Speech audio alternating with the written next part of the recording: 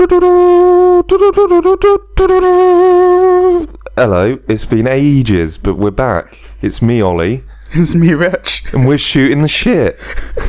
That was a very special introduction. Thank you. I figured a bit of fanfare for our triumphant return to the internet. It has been months. Literally months. You've been very, very busy. I have. We're not now, hence doing Evidently this. not. Cool. So how's it been going, man? Not bad, not bad. Yeah, shit's happened. Oh, so much shit. Yeah. Just months, a quarter of news It has. that we've got to potentially catch up on. We're not going to, but No, that would be a bit of a drag. yeah. And I'm sure the people who do listen, whoever they are, probably wouldn't want to hear that. It's- Well, all in a lump sum. They wouldn't want to hear it all in a lump sum. They would have wanted to hear it weekly, like we plan to do. Yeah. Although I mean, if you were going to listen to a lump sum, it would have to be... It's a New Year's thing, isn't it? Sort of like, this is your year in review. Why not? we should do that. At the end of the year, perhaps, yeah. No, It's only like, April, mate. as in like the fact that we haven't done it for 4 months. We should do a review of the past 4 months. I suppose it is... Is it not coming up to the end of the financial year? Exactly. Well, it's already happened. Is it? Is it not? I don't know. Don't pay tax. Yeah, no, that was in, That's not to say that I'm a tax dodger. I'm a student. okay, that leads on to... Yeah, that does lead on To to your a bit first of topic. big news that we should probably should talk about. The Yeah. Panama Papers. Have you seen this shit? I haven't, I've heard of that. I heard David Cameron was a bad boy. His father. His father, but Yeah. he profited from this Indeed. bad behaviour. Well, I guess, I mean, most people probably vaguely aware of what the Panama Papers are.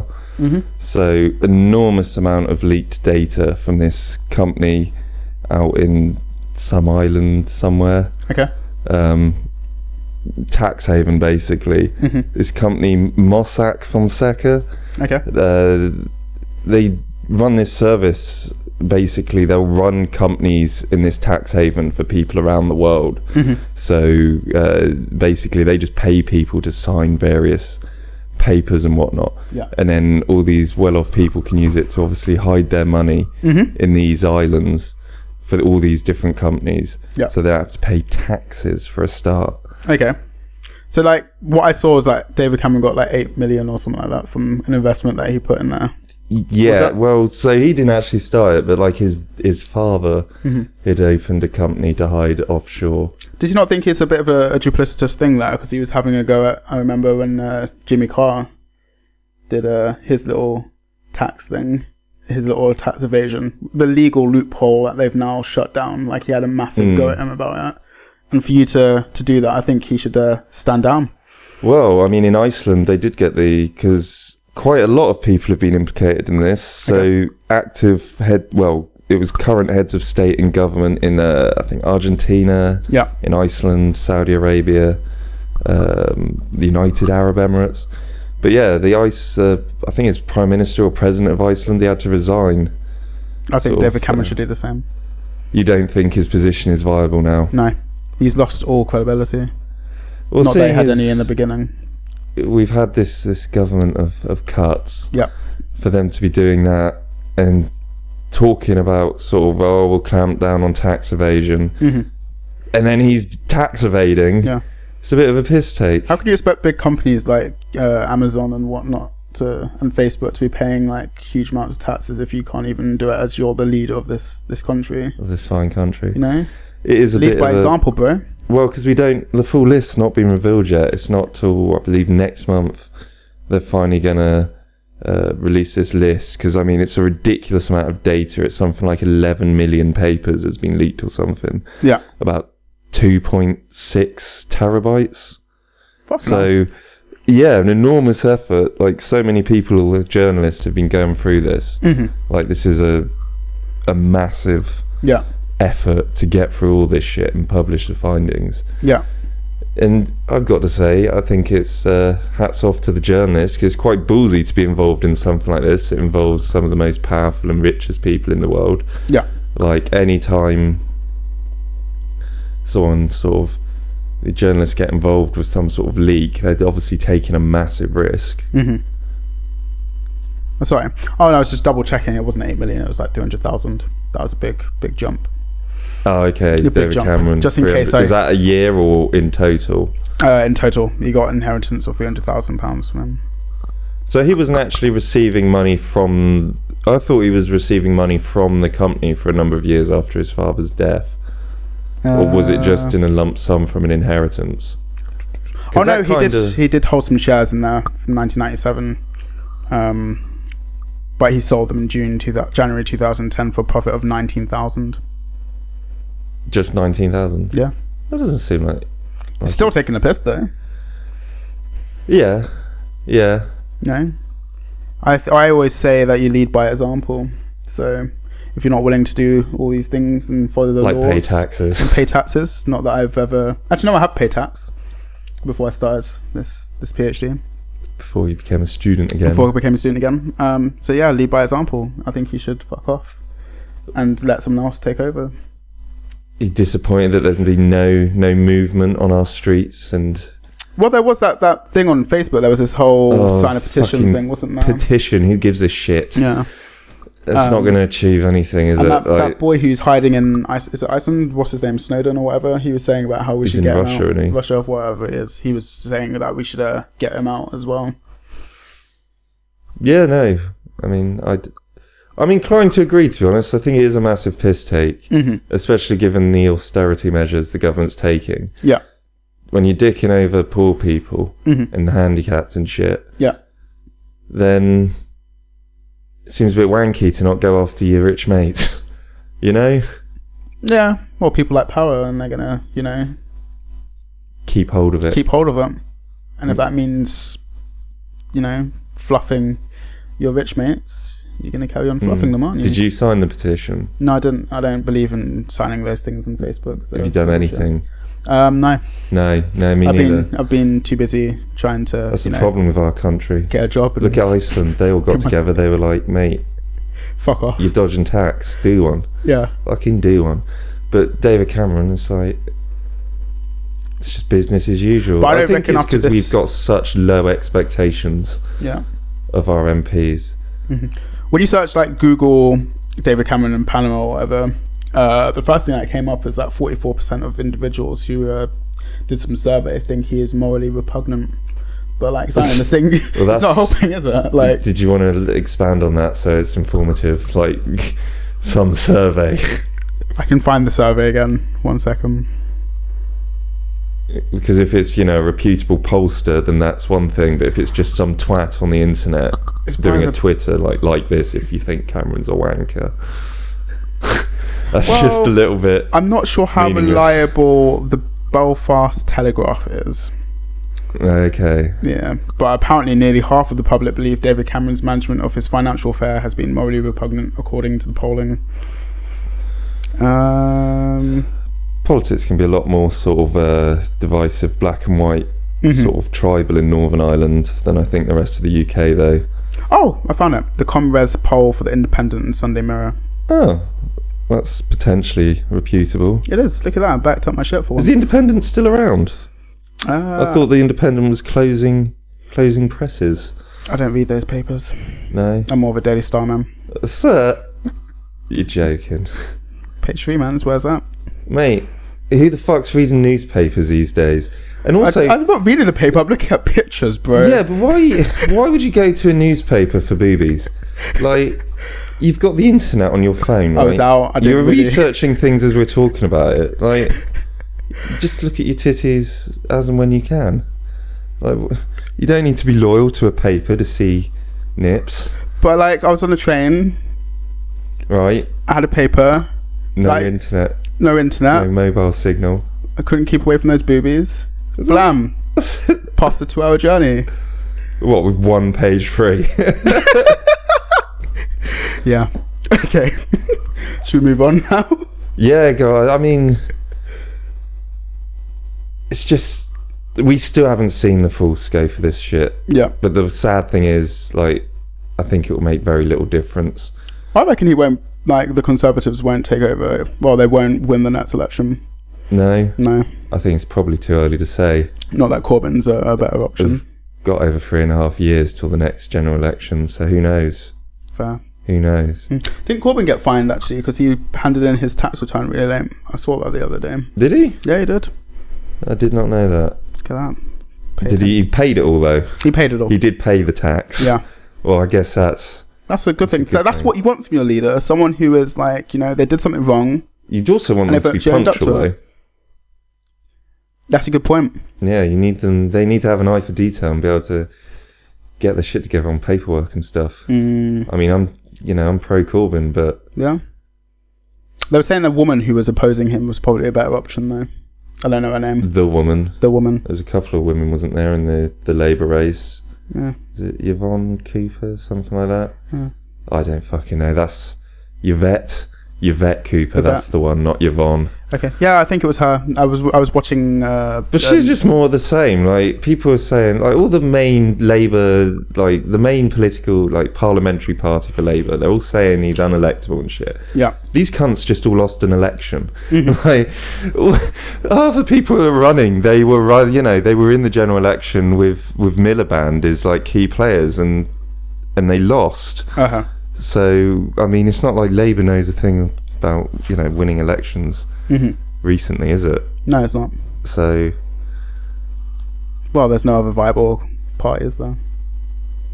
Other than them. Well, unless you're Conservative. Yeah. Or Liberal Democrat, in which case there's two viable. We don't have too bad a party system over here. We've got more... don't get me wrong, it's still shit. But we've got better choices in America. We'll say that. Better choices in America, huh? Better than America. Yeah, I mean, like... No, I like Donald Trump. It's my boy. Yeah. He's would awesome. You vote Trump? I would. He's doing a lot for the ethnic minorities. Is he? Yeah. He's going to keep the Mexicans out and get us black people jobs. So you'll be stealing... not you personally, you're not American, but... I won't be doing it. No, he'll be doing it for me. So he'll be stealing Mexican jobs for the black people. For black people. Getting us out of the dire situation we are, and then we won't be having to rob people and shit. Sell the crack cocaine. Exactly. See, I reckon police, like, brutality and shit will go down because they'll be like, shit, these guys... these guys are law-abiding citizens. Yeah. Look at that. They're trying to get out of this situation. Blam, we don't have to shoot them. Yeah, no, I think that's likely because there's been nothing Trump has said that would indicate perhaps he's a cunt, totalitarian, authoritarian, slightly fascist person. Cool. I'm sure, police brutality will cease to be a problem. For black Americans under Trump. We'll see. At the end of this year. Is it the end of the year? It's the end of this year, isn't it? Yeah. It is. Yeah. Exciting times. Cool. I think we've spoken enough about politics.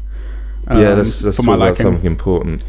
I'm not sure how important this is. I kind of started out really badly. So basically, I was looking on a Fader. I've changed from going for my Huffington Post, where I normally get all my information from, to Fader. Well, I'm not familiar with Fader. What is it? It's like a music, pop culture website. So it's not actually a news website. So you've gone from HuffPo, which is a news website. Yeah. People would maybe question its... not necessarily integrity, but its reliability or its approach to things. The quality of it is an objective news source. Yeah. But now you are just going for just entertainment news. Yeah. But the thing that I've got is quite newsworthy. Please, let's hear it. So basically, Chris Brown has released a new song called Back to Sleep. Right. And there's this woman from a band called Best Coast, I believe. Best Coast? Yeah, I've never listened to them. UK? Yeah. And basically she has complained about his song, saying about how it perpetuates rape culture. And I've taken affront to this, like a mad issue to this, because she releases a massive like Twitter rant about how, it's reducing the song. Well, she's basically saying it's disgusting and repulsive. What's the song about then? Well, it's about sexual intercourse and the art of making love to someone. Like you're connecting on such a deep level that you don't need the individual to speak whilst you're having coitus with them. you know their body in and out. You can make them tremble. So you don't need to say anything. You don't need to say anything. But the words that he uses are, in the chorus it's, just let me rock, fuck you back to sleep, don't say a word, no, girl, don't you talk. So she's saying about how this is basically talking about rape, because like if you look at don't you talk, just like you don't want the person to talk, you just want them to be... You mean as in don't snitch? Yeah, well, I think that's what she's interpreting it as. But the issue I have here is because she starts the whole issue of like the whole subjective. The Twitter rant is that she thinks Chris Brown is an idiot. All right. And she's like judging him based on his previous things where he hit Rihanna or Rihanna ran into his fist. Repeatedly. So that's the thing that I'm getting at here. Is like you're blaming him and like you're hating on him based on something that he did in the past. You know, like this song. If you've got so much of an issue with that, why don't you go and ask him what he meant by those words? Well, I suppose she is by having this. Well, no. This is the thing that I've got an issue with, like with women's issues. I thought you were just going to say with women then. No, with women's issues. She's like launched like I think it was like about 6 tweets. And she could have summed up like at the end. I had to read all the way till the end to get like. Mate, the you make that sound like a chore. 6 tweets, so like 140 odd characters each. Ridiculous. Mate, it's not even half a fucking page. So basically, at the end, she goes, "Rape culture is everywhere, and it's a big problem." Like, why did you not just say that at the fucking beginning of this whole rant instead of like? Because the thing is, right? It's fucking bullshit. Not being funny. If you came out and said just rape culture is a massive problem on Twitter, then you're gonna have 1 million people jumping on you if you provide no context to why you're saying that. Yeah, no, but I just thought that's ridiculous. But I've also done other research and I've looked at other articles. So back in 2015, there's a woman on this independent online sort of news blog site called The Artifice, I believe. And basically she has written an article titled "Violence Against Women Perpetuation is Promoted by American Popular Culture and Music." I wasn't too positive just from the title because I found it quite boring. I'm guessing, I mean, it goes without saying you don't believe there is a rape culture. No, there is a rape culture, but I don't think music... Really? I think so? I don't think music is, you know... Do you think there's a rape culture where rape is, like acceptable in society? I've never understood people who advocate the idea of there being a rape culture. Like, if you go to prison, right? Yep. And you're a sex offender, there's a good chance you're going to have an accident or commit suicide. Wink. You know, things happen to these people in prison. Like, they're not kept in segregated units. Like, it's not like they're put in a separate unit where it's like a fucking villa and they've got their pedo pool and, you know, a sauna for sex offenders and all these luxury, like, studio flats. You know, they're kept separate in the jail because even other criminals hate them. Nothing is more reviled than in particular a paedophile, but a sex offender.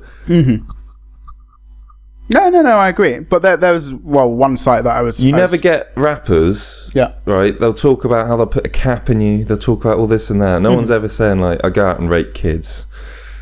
Or I rape women. No, it's not something you brag about, is it? It's not like... There are some sites where they do sell t-shirts, like, just talking about that.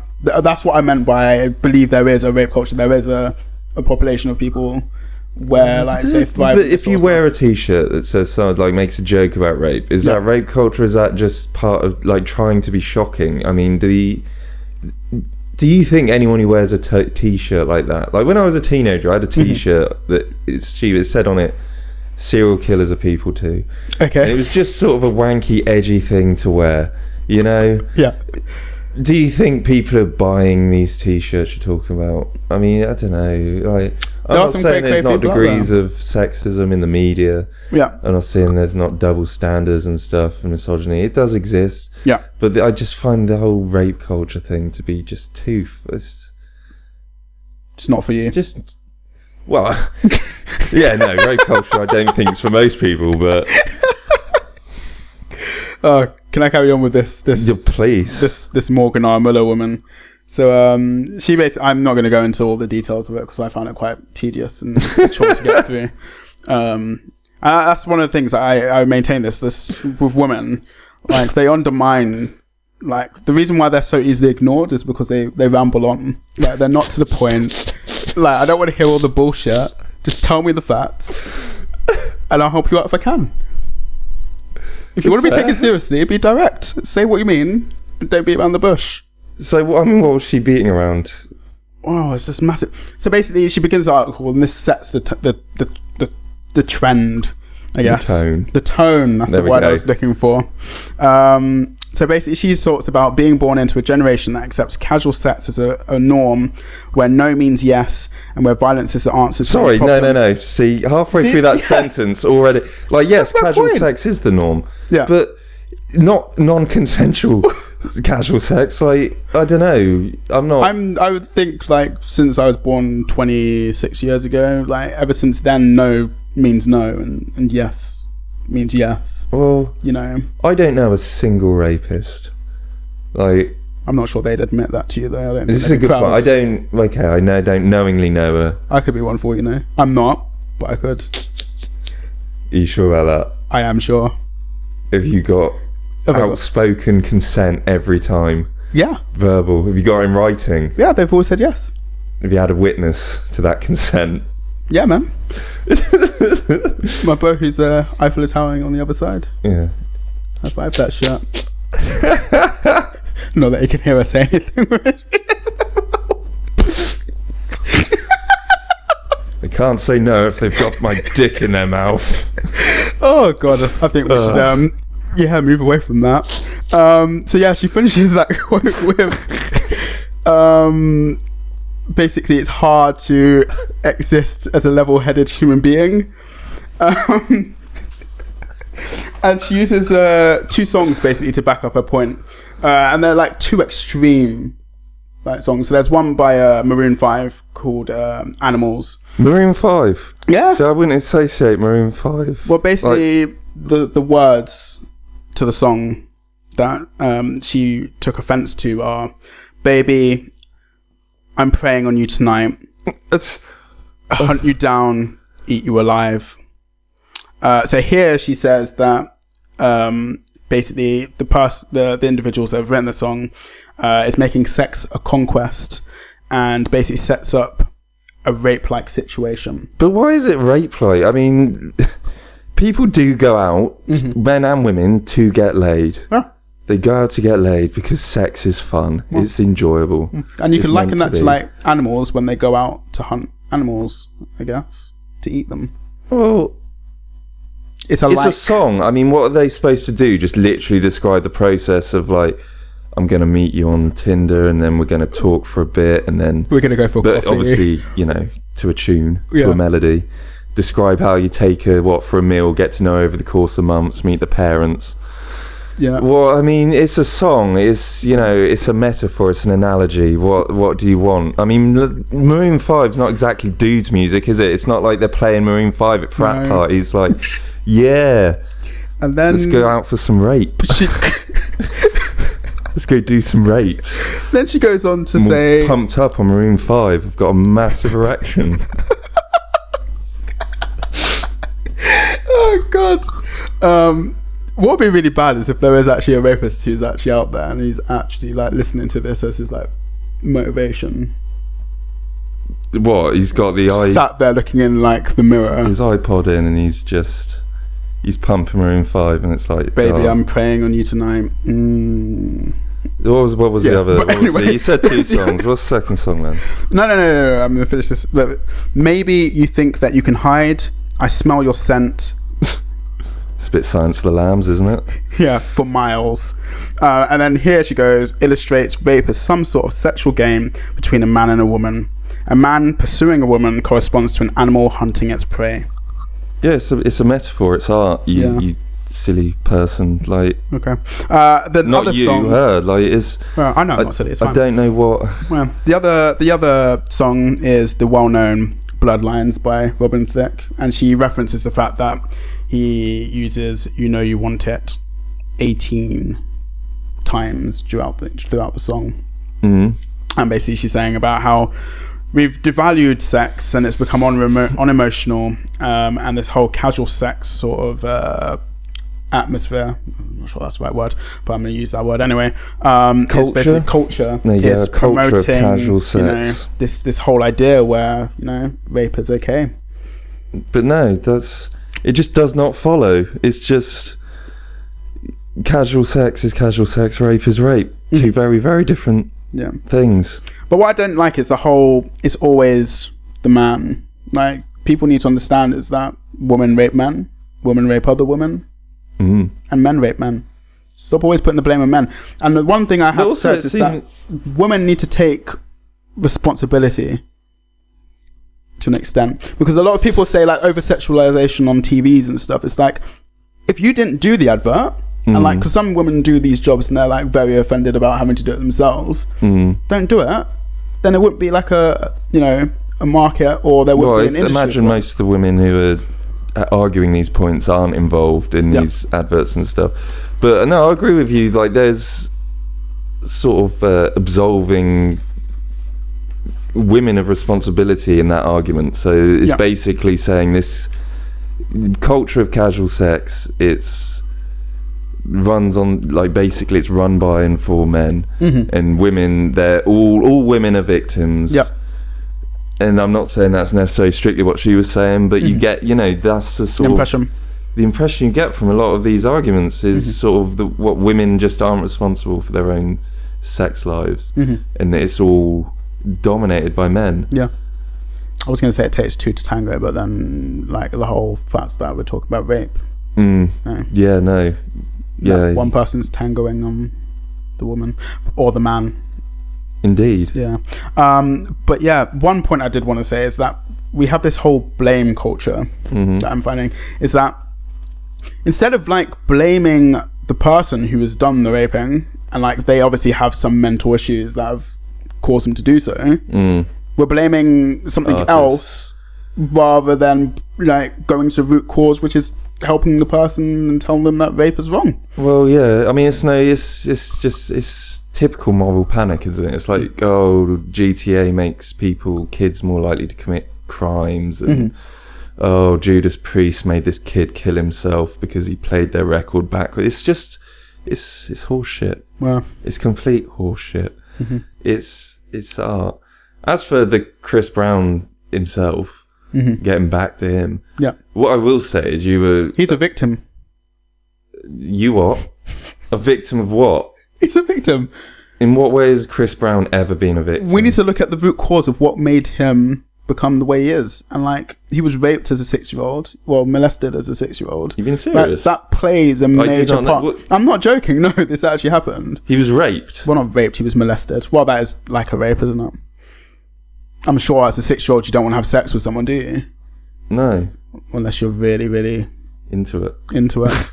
Which I doubt that's the case. But he was assaulted, and watching your parents like fight and shit, like that's obviously gonna condition you into a certain way of thinking. You're gonna lash out. So fair enough, he beat the shit out of her, like he made her black and blue, but we need to realize he is a victim in a sense that if that's the only thing that you know to do, you're gonna do that. It's not the right way. You can argue that. I mean, I think it's maybe just what?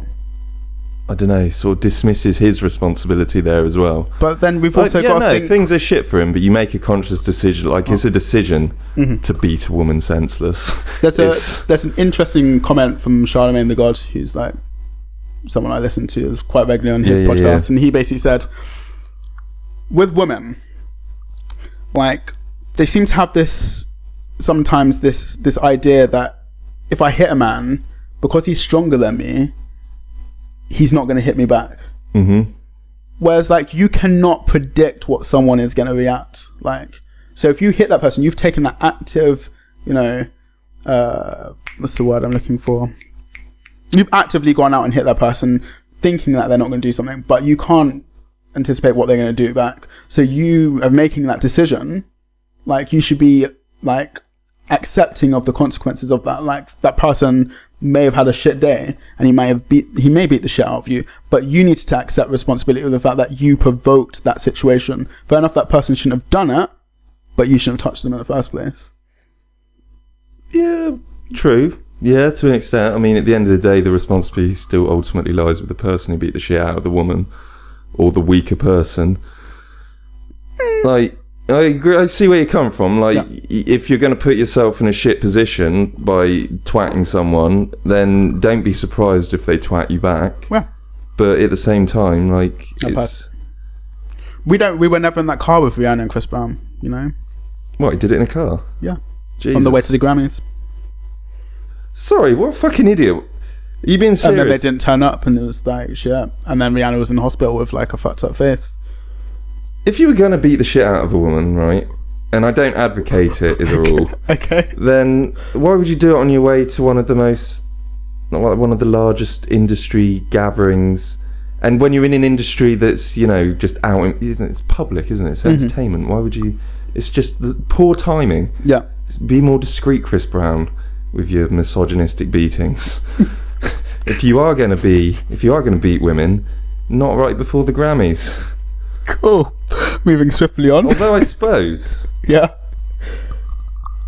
the Grammys must provide some, you know, professional makeup artists and stuff, so they would have sorted her out if they'd made it there.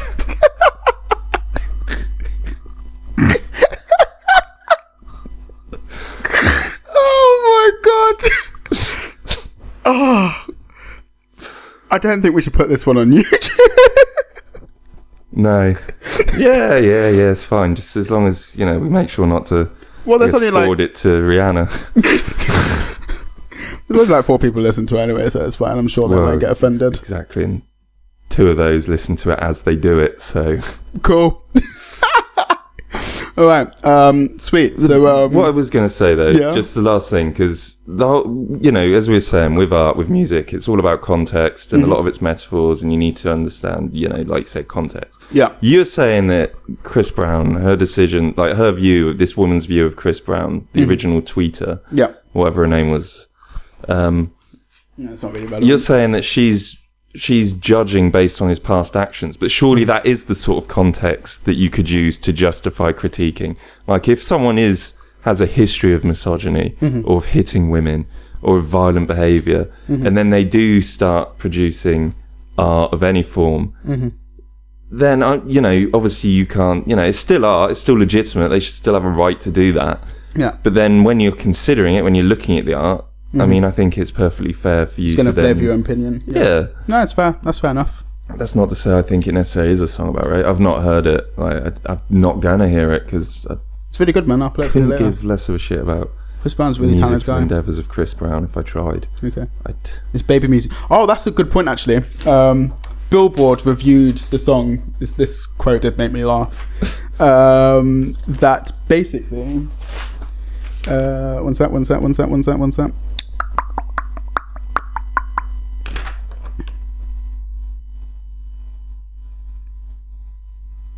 Oh, here's.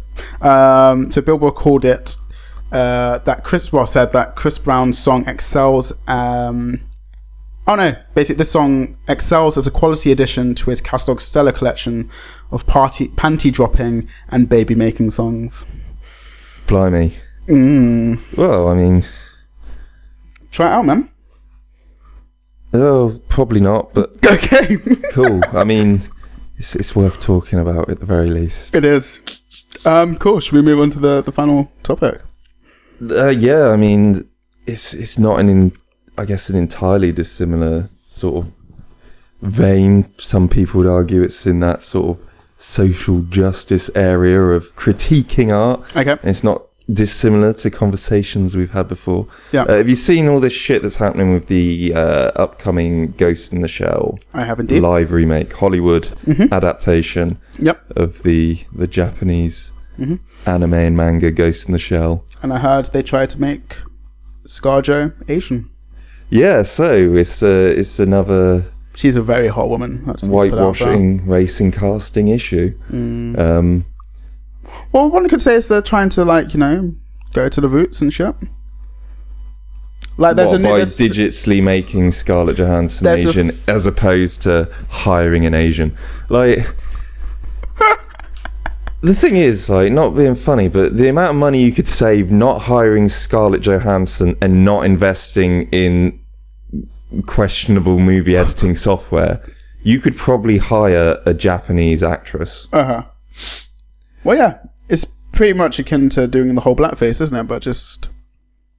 I mean, that aspect of it is. Casting her isn't. Yeah. Because, again, it's a fictional character, so, you know, it's not necessarily a massive political statement. But at the same time, like, why would you CGI her to look Asian?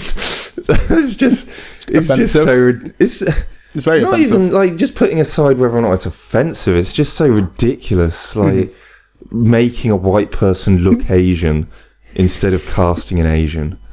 Like, it's just... Well, one can argue that she is the best person for that role.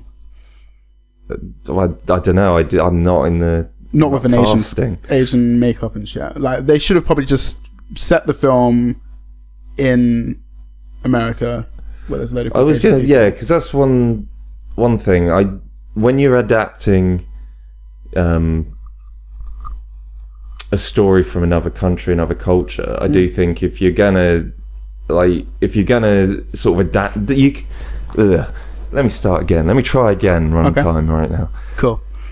If you're adapting from another culture or country, I don't think you should either convert it. It's all or nothing. Like, you either make it as it was, okay, or you change it totally. Because, like, the character she's playing, admittedly, is.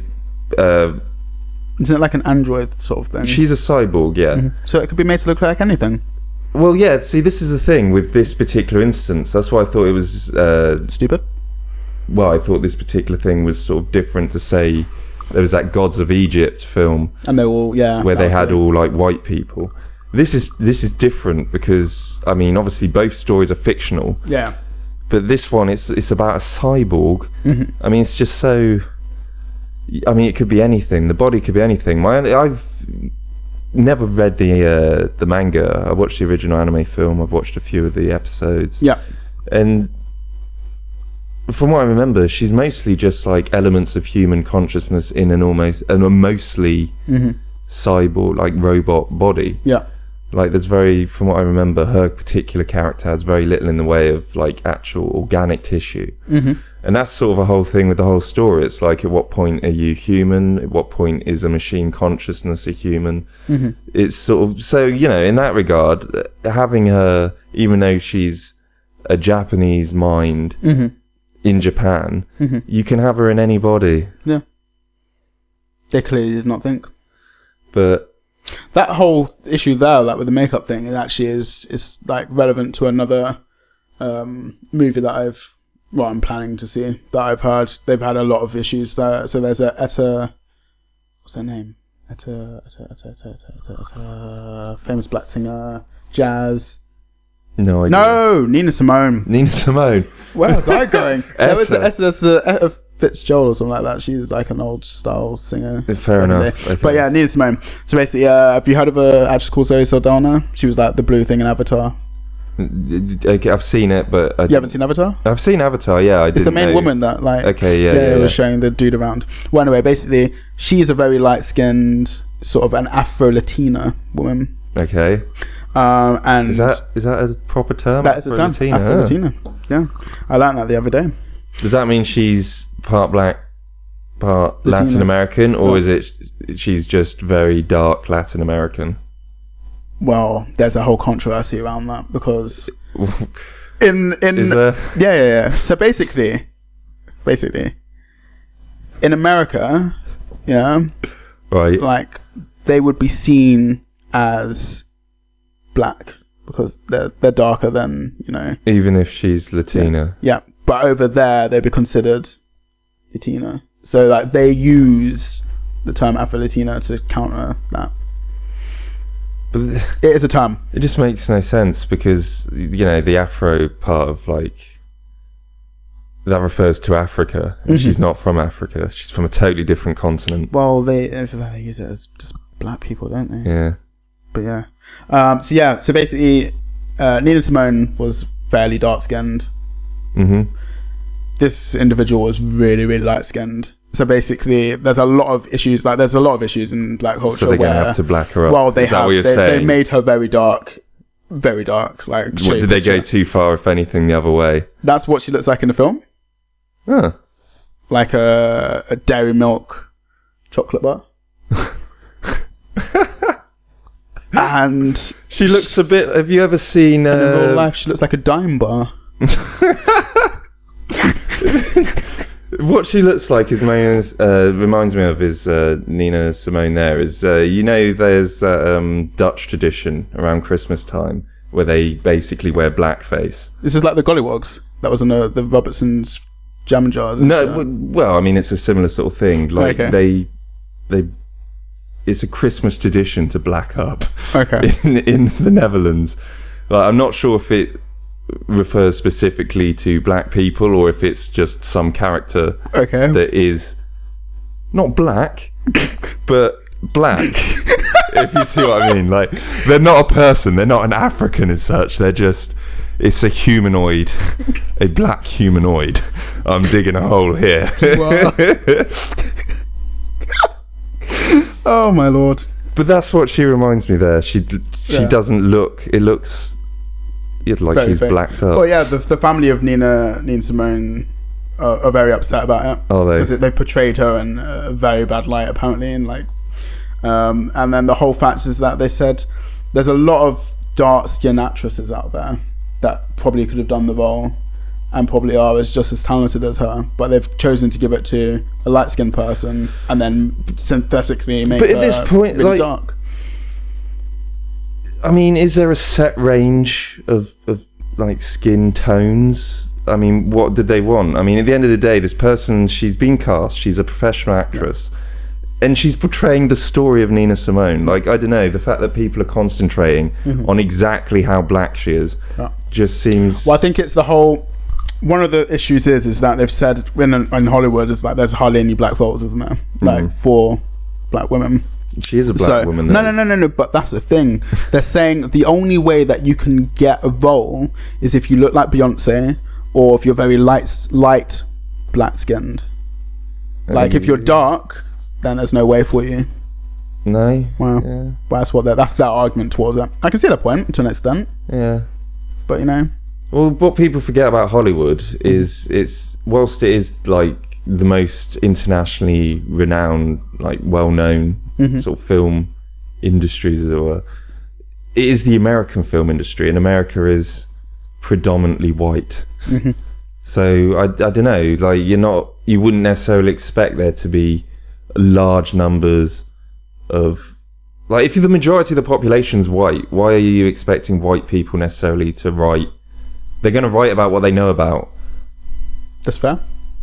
You know, they're going to write about the people, you know, be inspired by the people they know, the people they've met. If you're in somewhere which is mostly white, it's like, would it be a problem, for example, right? Going back to sort of adapting, like Bollywood. If Bollywood adapts sort of a British or Western film, is that then a problem if they've cast? Well, they've done I think they've done a Bollywood version of The Matrix. Well, there you go. I mean, is that? I believe they have. They might not have, but I remember... Did they manage to shoehorn in shitloads of unnecessary singing and dancing? That'd be fucking amazing seeing that, though. What, in Bullet Time? Bullet Time, doing some Bollywood dancing and dodging bullets. Yeah. Oh, I'm going to watch that film later. But the point I'm making is that wrong?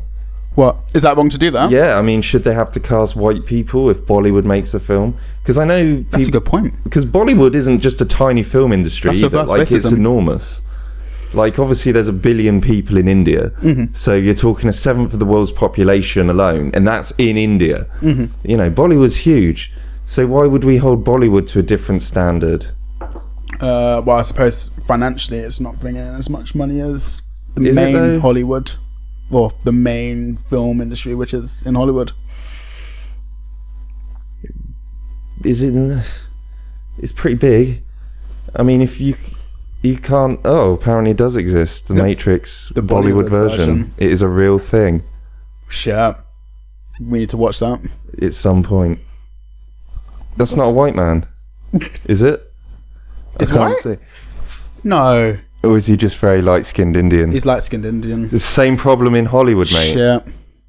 You know who doesn't have the problem of lack of what? Of roles for black people? Who? Nollywood. Oh, in Nigeria. There you go. That's the Nigerian massive. film industry. Apparently that's big in, obviously, Africa. Yeah. There's not many white people in there. Exactly. So well, I suppose the film industry reflects the culture that you live in. Exactly. Yeah. But the reason as well, one of the things that I think makes this different to sort of other routes, specifically the Ghost in the Shell, is it's adopted from manga and anime. And these have a very specific style in which many of the characters, they're portrayed in quite a Western way. So if you look at manga and anime, they give them obviously massive eyes. They often have very sort of small features, sort of range of, you know, not just what you would expect, Japanese hair, you know. So, I mean, if the original source material is portraying characters, so even though they're Japanese, such that they look white, I mean, is it really then that offensive to cast a white person? No. Do you think it's an issue that they've cast Scarlett Johansson? No. Like I said, I think if you're going to adopt it, then adopt it and change the names and whatever. Yeah. But well, if she's called like Masuki or something like that, then I'm going to have an issue with that, because when are you ever going to have a Caucasian person called Masuki? Well, the character's name is Motoko Kusanagi. And they've kept that name? I'm not sure. I'd assume so. She's referred to as the Major. Okay.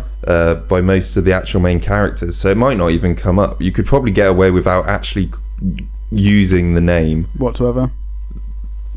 You know, you could just call her the Major. Okay. I think it's fine. Let's judge it on the content of its character rather than indeed its aesthetics. That's the great the Martin Luther content King. of its character. I'm not sure you can say that about a film.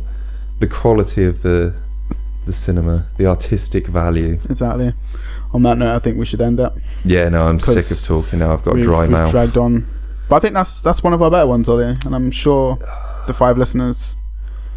I'm increasing the numbers here. I'm getting very ambitious. Yeah, up to 5 now. I reckon this is going to be our big break. Like, I'll give up my career as a PhD person. I think this podcast might be the one that does it. I think there's been a load of ad execs and stuff. They've been watching the YouTube account. There's like, shit, these guys have gone silent. We were looking to sign these people to sell our products, our goods and services. We need to give them in the capitalist system. The capitalist system needs these people. Sure. And they've probably given up, but they're going to receive that little notification that we're back. Like, I'm gonna get Shooting the Shit with Ollie and Rich has posted one new video. We're going to get so many groupies, man. Obviously, you can't do anything. I am with women, so I can't. I'd have to. I'm free and single. Send them all your way. Right. Anyway, let's go. Yeah, let's sign out. Right. I've been Rich. He's been Ollie. And we'll continue doing so, and hopefully we shall speak to you again in the near future. Goodbye. Peace.